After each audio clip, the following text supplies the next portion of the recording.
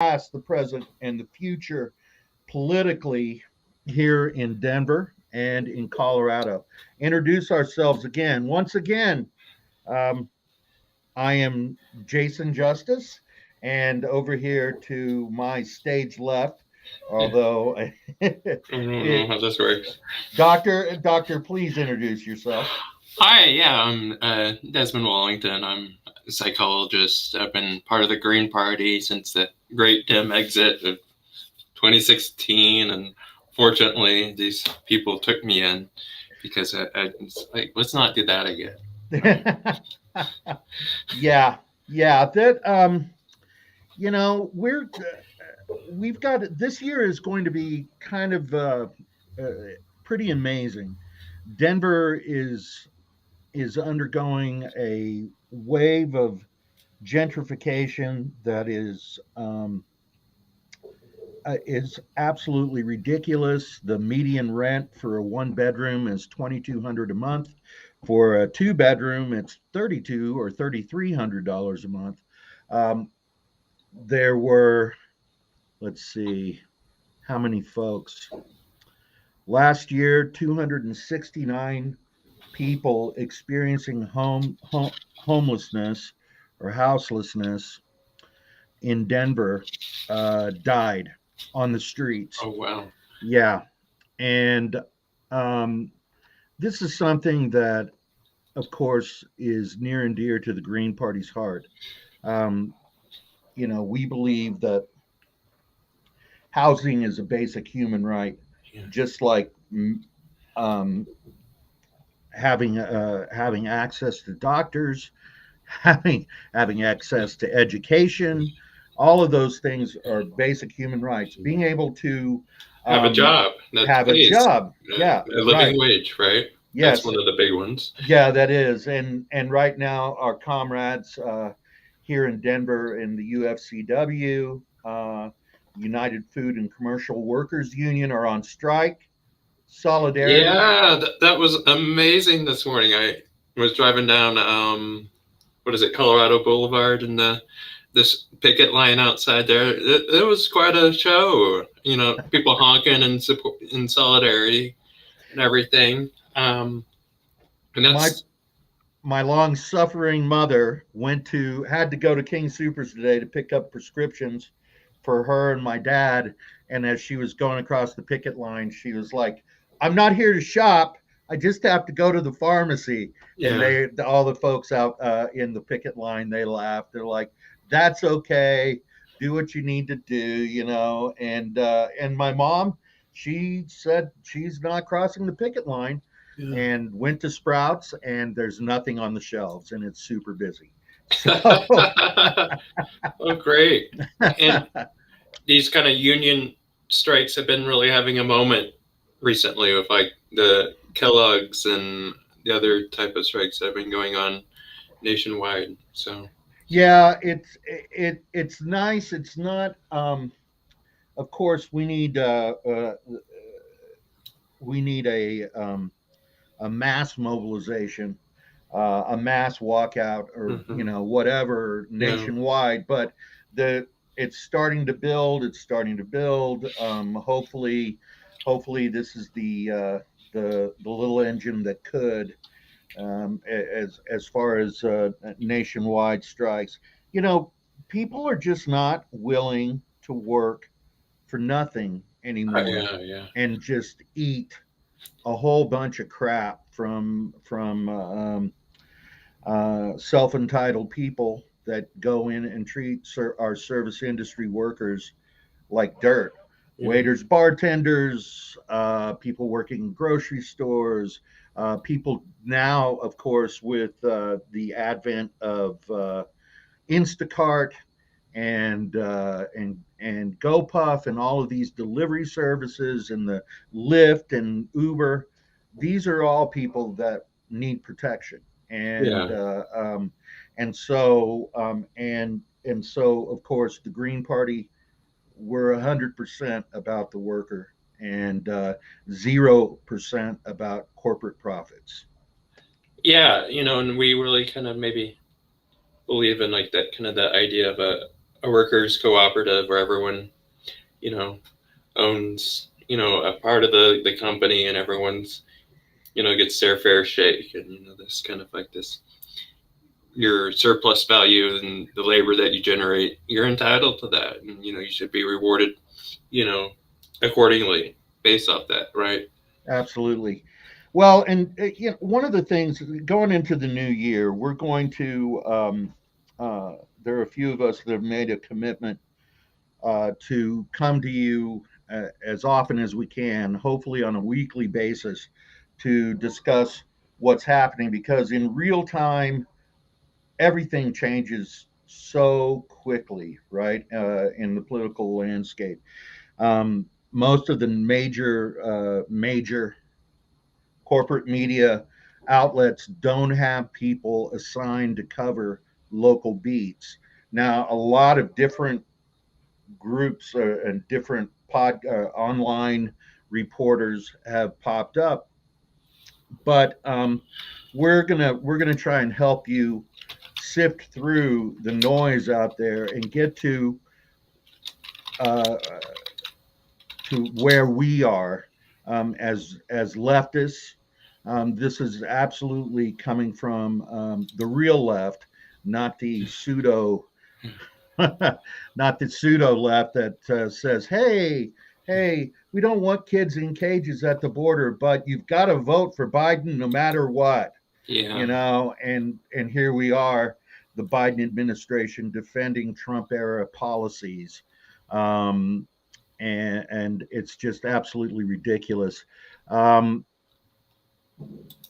Danielle Jackson is on the back end tonight, and I'm going to share a link that she's going to put up. This is about how many houseless folks have died, and while all of these 269 souls have been lost in the streets of Denver, you know, now the city council has ratified, I believe it's close to $1.2 billion to Yeah, 1.3. I'm one merging point it. 1.3. Yeah. I saw 1.1, then later today I saw 1.19, and now it's 1.3. Well, Yeah. yes, the devil is always in the details. To finish the Great Hall renovation at Denver International Airport. What do you know about all of this, Des?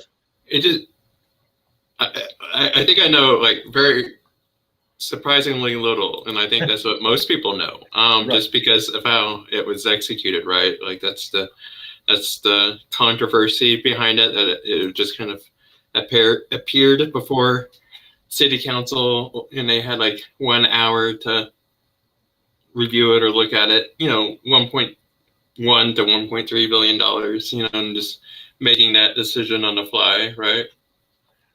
Wow. It's ridiculous. Yeah, you'd almost think these people were politicians who are doing this. Now, I don't want to paint all politicians with a broad brush like that. We're involved with politics, and at least looking in from the outside. But I've got to tell you that 1 hour is not enough time to look over a contract that's worth $1.3 billion, with 269 people dead. Yeah. On the streets of Denver. This is the dividing line between us and the establishment politicians in Denver, in the state of Colorado. 269 people dead is not. It's too much. It could have been prevented. This is up. This is up like 30% from last year, I think, and 50% in the last 5 years. The amount of folks dying on the streets. There is no safety net for these folks. Yeah. The eviction moratorium just got ended last month, right? Right. So And so this is a big thing for us, and I think one of the reasons that we're here and we want to be here and talk to y'all about this stuff that's going on is that it's way too easy to to forget about um, our comrades who are out on the streets tonight. Last week they did a sweep when it was 5 degrees outside. yeah, The police went and swept one of the encampments. Um, the city does not provide any sanitation to folks that are living on the streets. They won't even put out a trash can. yeah, So then all the gentrifiers and the people that love them can drive down the street going to their cushy tech job. No offense to any tech people. I know plenty of them and they're good, a lot of good folks, but and then they comment, "Oh, look at all the trash. I can't believe it." Well, that was like the basic decent thing that the Hancock administration and Denver City Council could have done but they don't do it because they want to make things as difficult as possible on houseless folks. They want to make sure that they can use the trash and the unsightliness of all of that in our great city of Denver as a way to divide the people that have places to live with the people who are houseless. Am I being hyperbolic, Des? yeah. And there's also kind of this really bizarre situation too, because you drive throughout the city and you see all these construction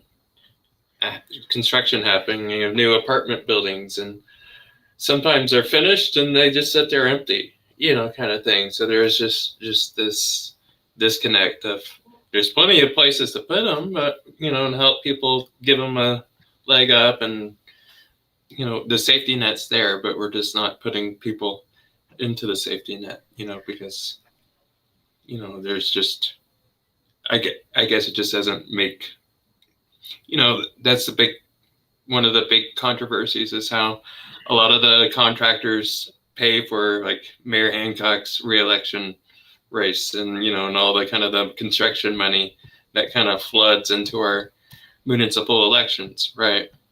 Right. Well, and really and judging from this past fall with the ballot initiatives here in Denver, the um, the developers are, I mean, absolutely who fund the city council elections, right? And um, I'm putting a link up here. Uh, I'm going to put a link up for Denver Homeless Out Loud.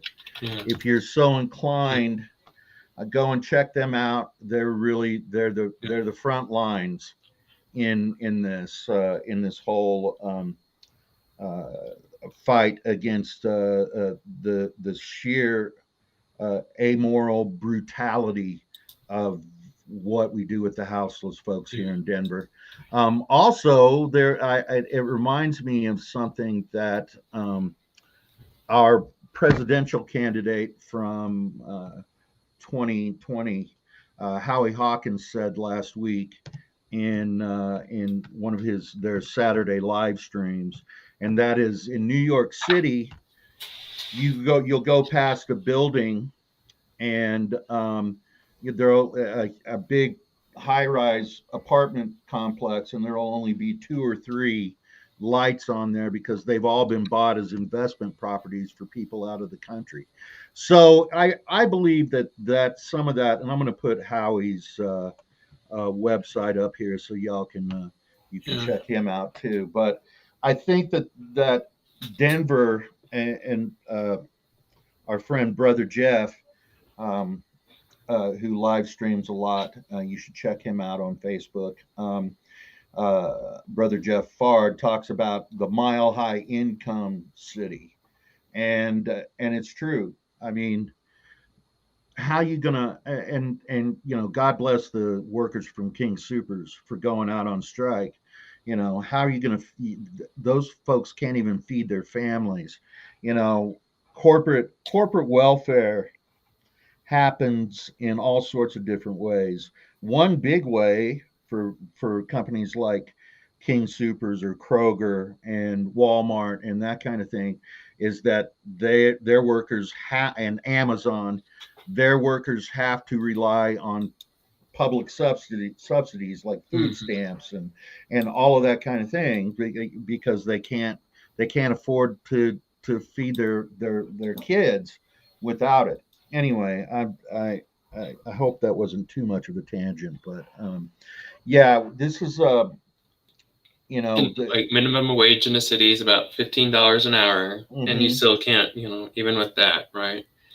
And we've been pushing for what, $20, $25 an hour, right. minimum wage, whatever. But it's just, Yeah, the fight for $15 an hour is so uh 5 years ago. yeah, yeah, because okay, well, 15, great. So what does that get you? And you see all of these, what I love, and love, I don't necessarily love it. I'm sorry that the workers had to go out on strike because management sucks, and they just want to keep, the shareholders want to keep that money and not distribute it to their workers. But the people are, they're throwing $18 an hour up for people to come in as scabs in at King Supers. And that $18 an hour is like the starting pay now at Good Times, the yeah, the fast food restaurant, yeah, yeah, at many other places. They're like, hey, we'll give you $18 an hour. And but people are tired of yeah, taking, I mean, even $18 an hour, that's great, but that was great 10 years ago. yeah. Yeah, I read an article about a month or two ago about like it was kind of maybe speculation. Like, are we seeing like a general strike happening right now? Because Mm-hmm. we see all these signs, in the storefronts. We're like, sorry, we're closed. We don't have the staff to open, and people aren't willing to go, for that bare minimum. If I paid you any more, if I paid you any less, it would be illegal type of pay scale anymore. Um, and it does feel like something's happening, and we're on the precipice of something, but it's just kind of this kind of wait and see how this unfolds kind of thing. And a little bit of context for me, like my grandpa was a carpenter, part of the carpenters union all his life. He said it was like the best decision he ever made, kind of thing. And I remember 20 years after he passed away, seeing, like checks addressed to my grandma from the Carpenters Union on the desk kind of thing. So, there was just kind of that security net that, isn't there anymore. And, that's been part of the kind of these slow kind of decay of unions through the, right to work, right to work, kind of laws. And even Democrats have kind of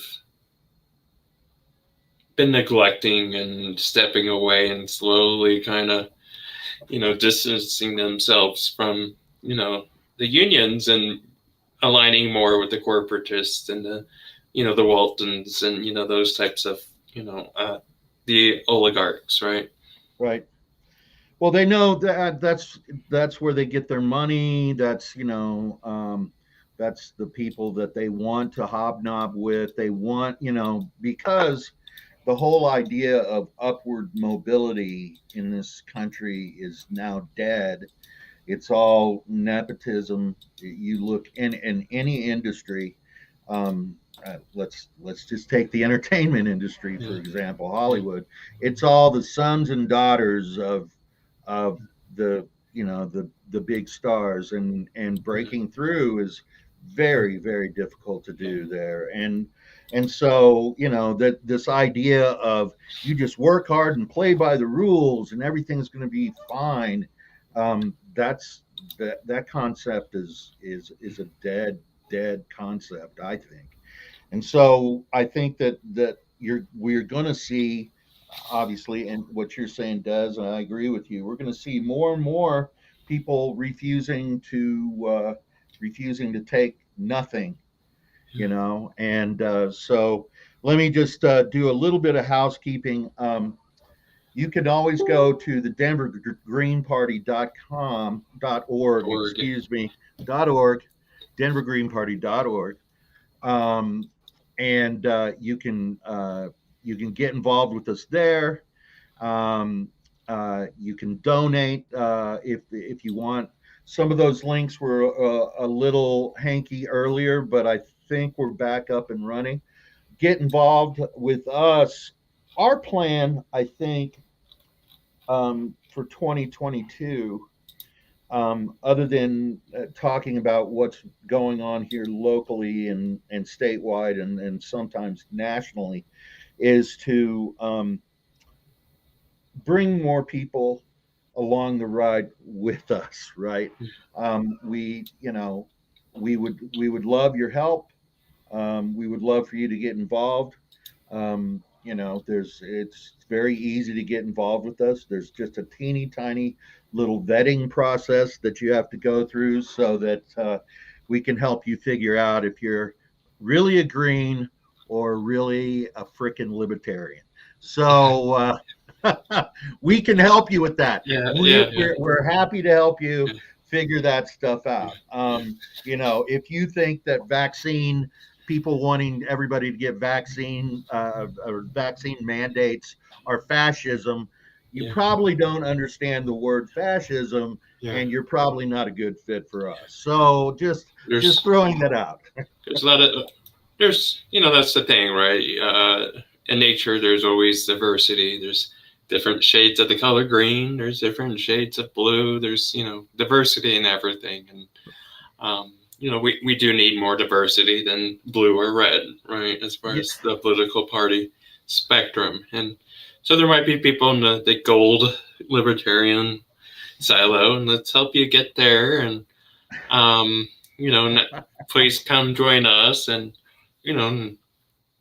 we drive with the Denver communists, sometimes. So we're always, we're very inclusive in some regards. And I will, kind of maybe give a tip of the hat to the libertarians for their support with locally with ranked choice voting. They've been really strong advocates there, and that's sure. We do find common ground with them sometimes, voting reform and guns. We like our guns too.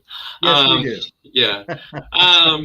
So, there's always, but there's some key differences. And that was one of the big exciting things that happened in last November off your election, which the city and county of Broomfield, voted to adopt ranked choice voting, which is one of those kind of necessary voting reforms to kind of create space for more political diversity, because we don't really know where people are, on the political spectrum, right? Because most people get their ballot in the mail and they see there's a green, a libertarian, or a Democrat and a Republican, and and they just feel like they have to choose between the blue team and the red team, and they have to vote strategically. And if they vote for the Greens, that they're throwing their vote away.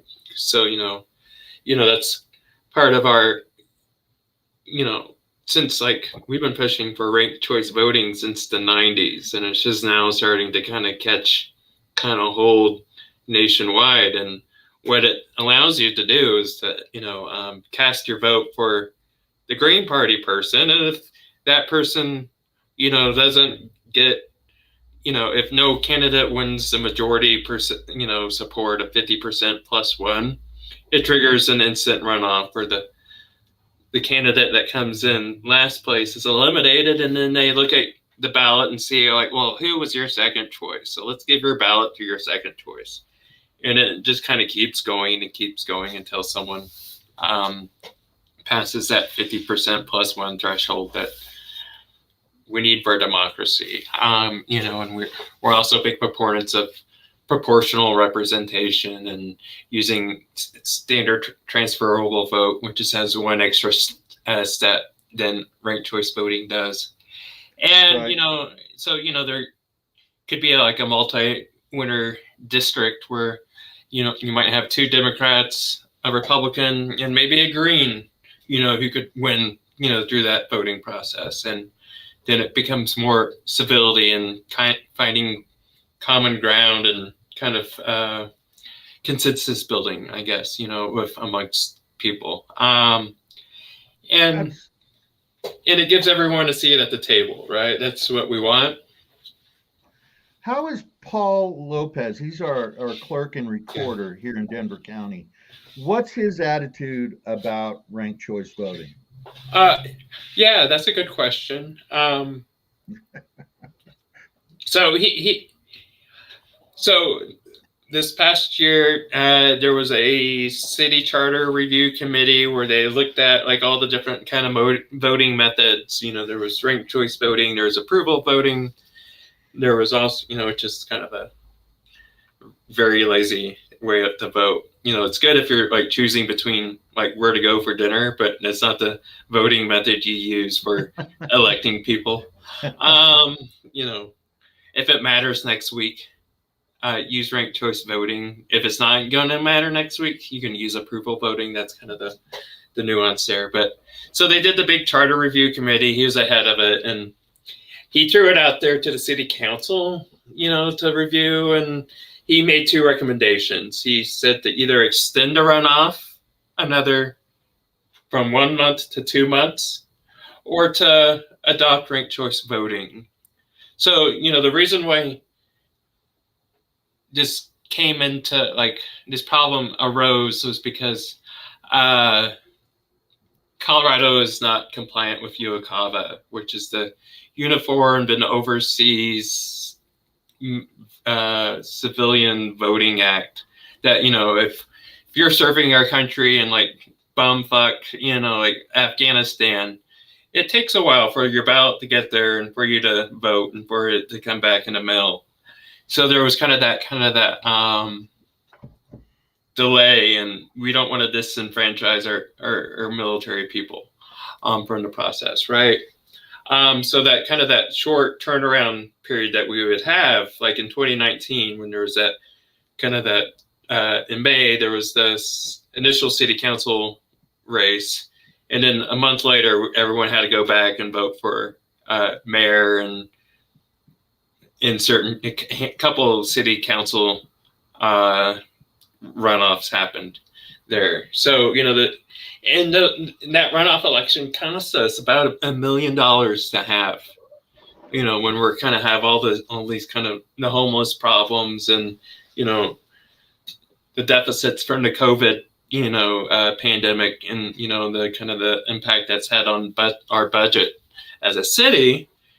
The smart economical choice was ranked choice voting, but of course they did not choose that.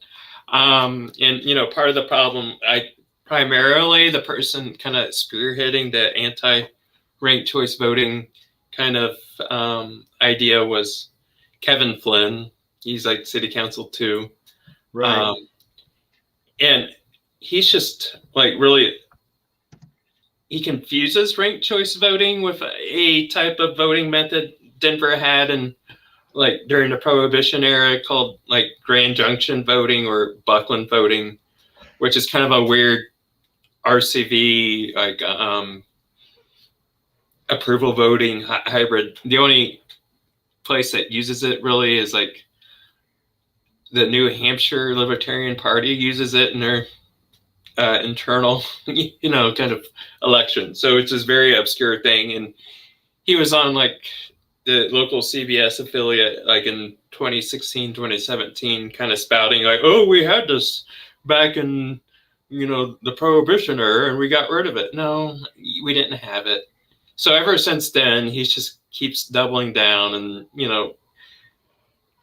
kind of pushing it. And then you'll see him on TV and he'll talk about, well, the Oscars use ranked choice voting, and that's how Birdman won Best Picture. Like, he's really like upset about like Birdman winning Best Picture, kind of thing. It is so absurd and ridiculous, and he just will not budge, on it. He was hoping for Transformers for the win that year. I think he was really into. I think it was Boyhood. It was the movie that he was really into. But so that was a big missed opportunity for us, as far as the city of Denver adopting it. But Burnfield adopted it, passed 52%. So moving forward, they'll be using ranked choice voting. They'll be joining like Telluride, and Boulder adopted it in 2020 for their mayoral election.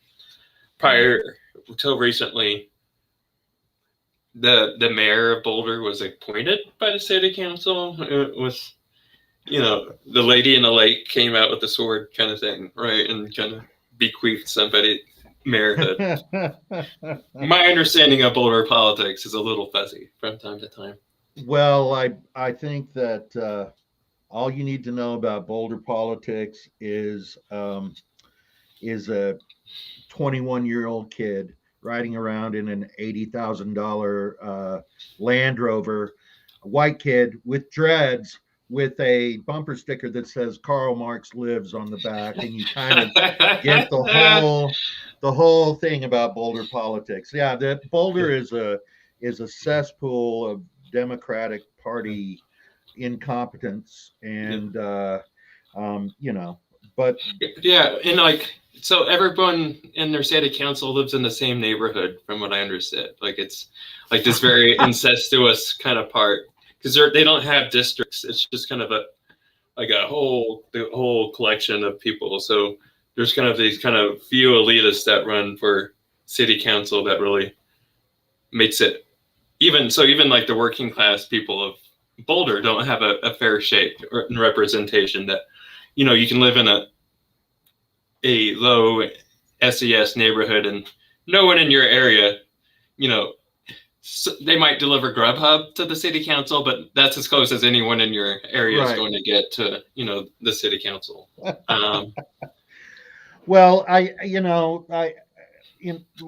let's hope that, obviously this is the Kevin Flynn's tactics on not knowing is just par for the course for and I'm trying to remember, is he an independent or is he? No, he's a Democrat. Yeah. Oh, he's a Democrat. Yeah, he's kind of like the Hillary ilk, Democrat kind of thing. Oh, right. Yeah, if we don't move farther to the right, we'll lose from now on. Yeah. That's y'all, that ain't working, and you're going to find out real soon that doesn't work, Democrats. Mm-hmm. Anyway, well, I think that's great. Great for RCV and for y'all, and for all of us, right? I mean, these little victories, we keep putting these little victories together, and eventually we win the whole pie. So, last year, I don't want to beat on the ballot initiatives too much. We did put out our position piece on the ballot initiatives for November of 2021. We did pretty good in what we recommended and what we didn't recommend. What was our score? I'm curious. I don't know. Well, let's see. I just happen to have. Because I remember working on that with you guys. Right. So 2A, of course, passed. We recommended no because it was Denver Facility System bonds. They put on a couple of libraries in Westwood and new libraries in Westwood and Globeville, which of course are working class neighborhoods. primarily Latino, um, uh, but more and more just working class of all sorts of folks. And the reason we said no was that it was giving West Side Investment Partners there. That'll come up again later. They won that one. They're going to out of that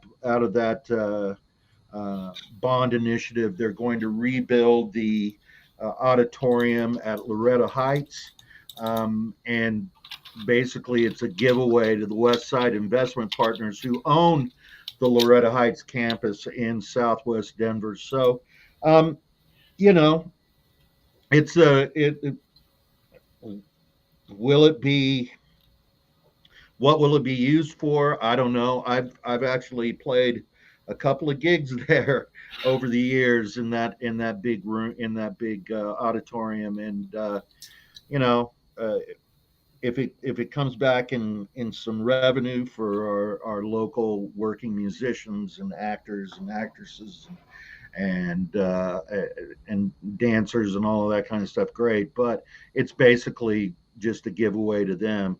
On referred question 2B, the housing and sheltering system, we recommended a yes vote, and that passed. Oh, good. Yeah. 2C, we recommended a no vote, but I believe 2C passed. 2C was Yeah. transportation and mobility systems bonds.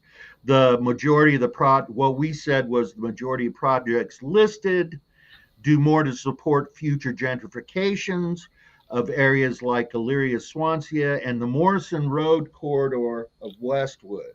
Um, current residents demonstrate little need for bike lanes, and instead, these communities would benefit more from increased investment in transportation, i.e., RTD, that kind of thing. People that live in a lot of folks that live in Westwood and live around the Morrison Road corridor aren't riding their bikes to work downtown. Yeah. They're loading up the back of their trucks with the tools that they need to paint and build the city. So that's why we took that position. And that's like one of the things that always gets lobbied against the Green Party. Like they're gonna like come to your house and like make you like seize your car and make you ride your bike to work all the time. Like like we're gonna like dismantle like the road system and Right. private car ownership kind of stuff, right? Gee, and I wonder who would benefit from saying stuff like that about us. The Democrats. Anyway, so referred question 2D was the Parks and Rec system bonds. If we're gonna, we of course supported that, and that passed pretty overwhelmingly, 65% to 34. $54.7 million. $54 million. Yep. 2E failed miserably, and kind of miserably. It failed. Let's just say it failed. It was a question on the National Western Campus facility for the National Western Stock Show, and one of the reasons we recommended a no vote, and it was defeated. 57% to 42. Yeah. That's pretty good margin. The reason we did was that they got money in, I don't know, 2018 or something, and they 2015 they got a bond, and 70% of that money is still unspent. It's like, well, and you want more money? No. So yeah. And so like Hancock supported that, former Mayor Wellington Webb, Terrence Carroll. They go to like the wax museum, right, and find the relics and kind of, please support the. Right. Because we need whatever. So that's a neoliberal neoliberal Handout. posse you Yeah. got there. 2F, safe and sound. Um, uh, we said vote no on it. I believe that failed That as felt well. pretty good. Oh, like Yeah, 69.91%. yeah, You know. almost 70%. Mhm. Um, and 2G, fill future vacancies for the independent monitor. We recommended a yes vote. I believe uh, that passed 70%. Mhm. And we don't think it goes far enough. Of course, we're in favor of community control of the police department. This is just a band-aid. Um, what we want to see is a community oversight committee that has full hiring and subpoena powers, and that's not appointed by the mayor or by a city council. Yeah. It's we get those people in there. Some of them maybe as an elected position.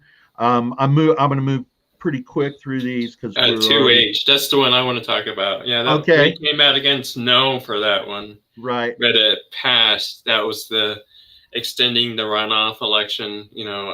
So now instead of voting in May, we'll be voting in April, and we'll still have that annoying June runoff election that's costing us neighborhood of $1 million. And then, and the other kind of maybe the other thing that happens, because now that we have a 2-month long runoff election, that, it narrows it down to 2 candidates for like mayor or city council. And what happens? All the kind of outside external money comes flooding into the coffers.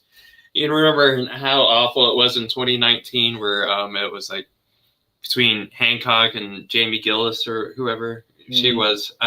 Is that her name? Yeah.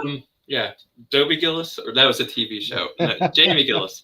But it was just like awful for like a whole month. It was like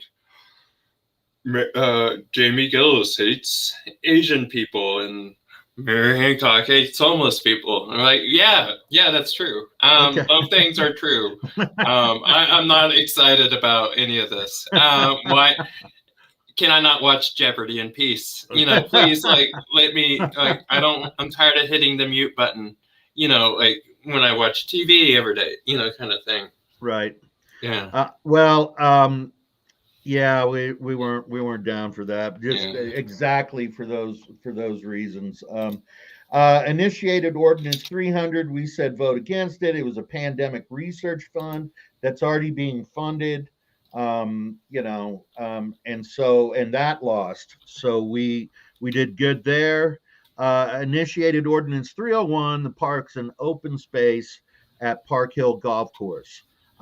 It it it crushed, I believe, to keep the Park Hill Golf Course uh, a green space. So 63% to 36%. Yeah, and the people who were going to benefit from that were your friends at Westside Investment Partners who own Loretta Heights, Yeah. and then they put up initiated Ordinance 302 saying, "Hey, we want to develop that space," and it was defeated. 62% to 37%. So we called that one as well.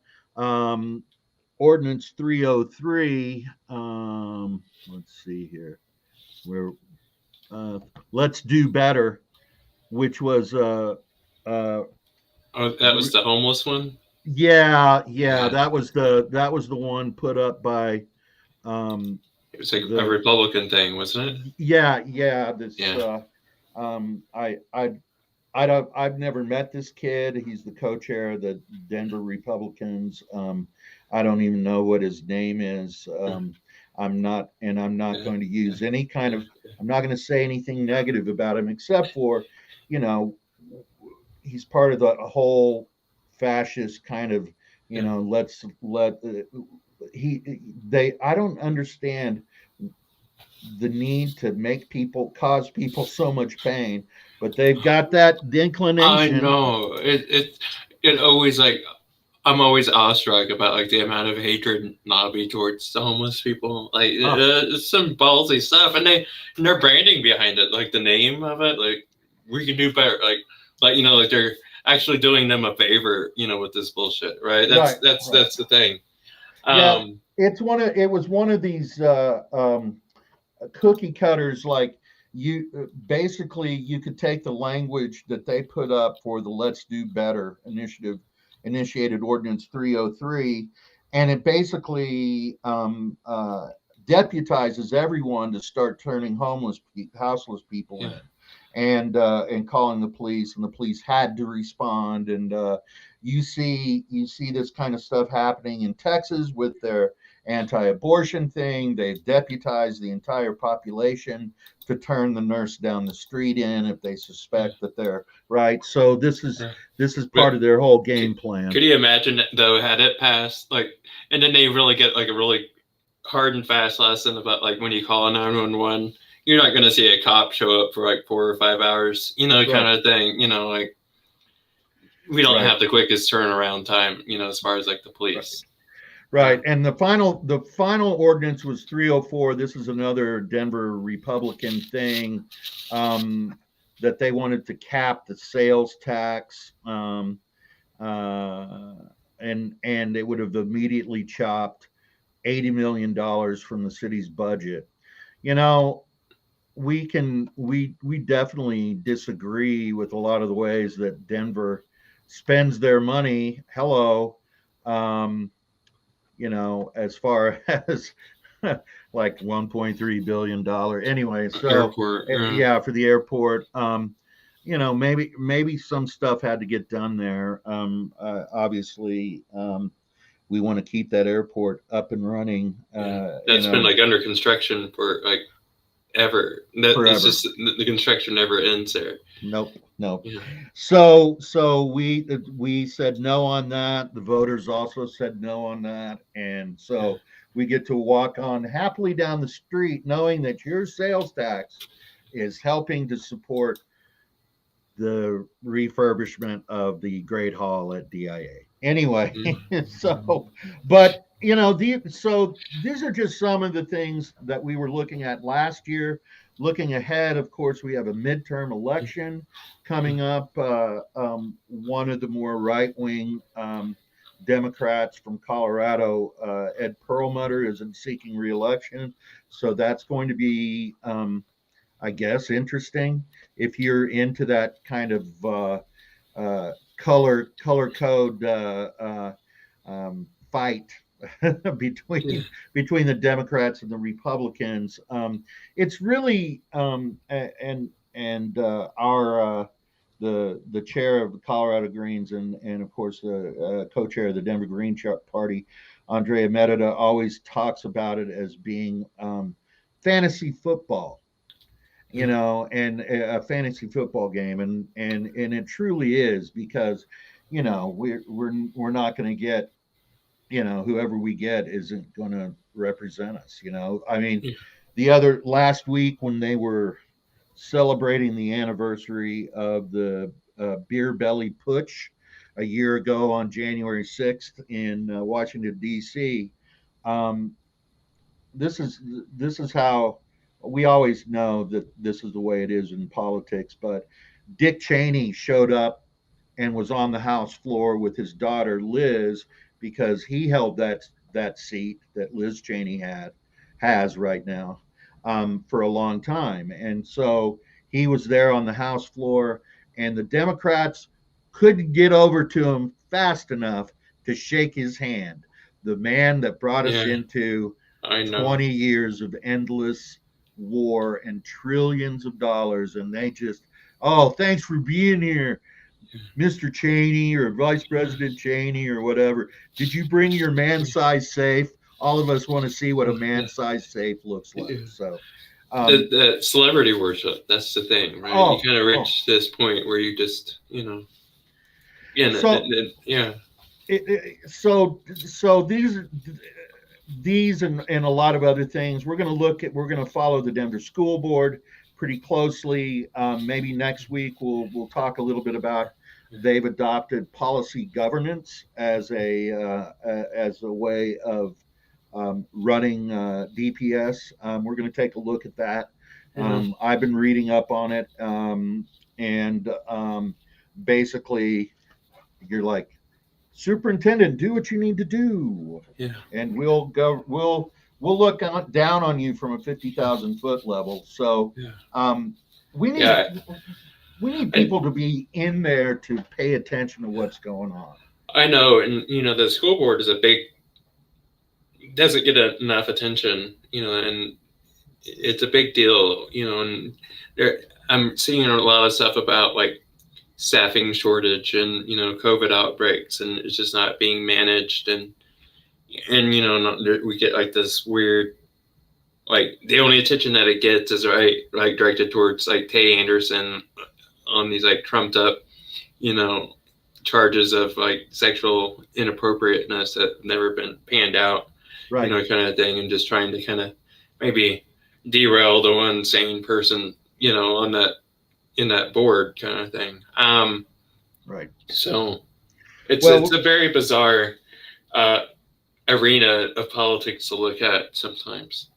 Yeah, and this is where I think that the Green Party could be effective, and that is in local political races. So hopefully we'll find some folks who are willing to step up, step in, and run for local office here as Greens. We were this close in 2019 of Julie We Buenos. Yeah, You're right. She was right there. It was just like this curating ballots, waiting for those overseas ballots to come in, and it was a squeaker. It broke all of our hearts. Yep. She had that. She's a Spitfire. She would have really like shoot some asses, on that board. Yep.